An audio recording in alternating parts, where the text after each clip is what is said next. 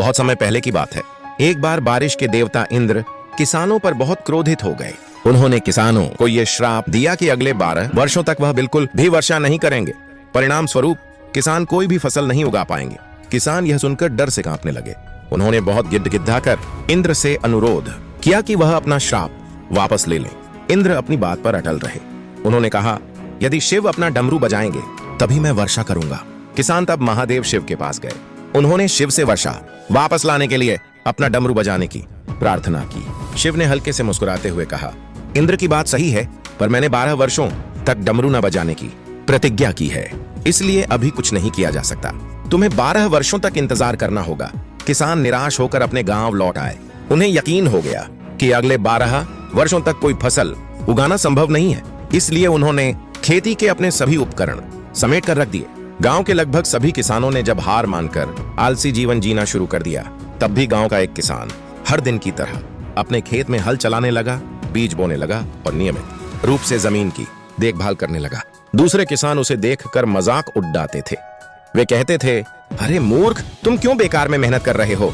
शिव ने खुद कहा है कि वह 12 वर्षों तक डमरू नहीं बजाएंगे। बिना बारिश के फसल कैसे होगी?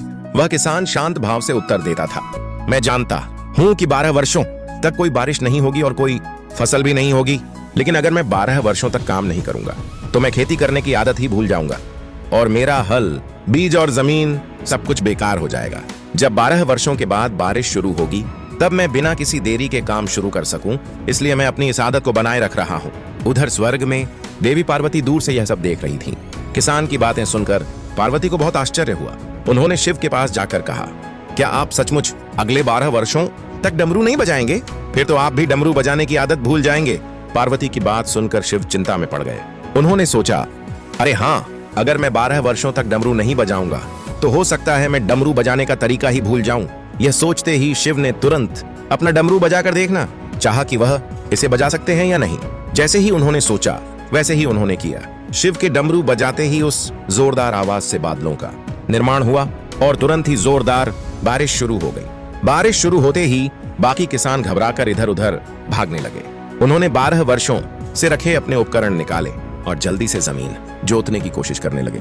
लेकिन दूसरी ओर जिस किसान ने अपनी आदत बनाए रखी थी, उसकी जमीन पहले से ही तैयार थी और बीज बोए जा चुके थे। परिणाम स्वरूप बारिश शुरू होते ही सबसे पहले उसे ही फसल उगाने का अवसर मिला। बाकी किसानों को अपनी खोई हुई आदत और काम करने की गति वापस पाने में तब तक काफी देर हो चुकी थी।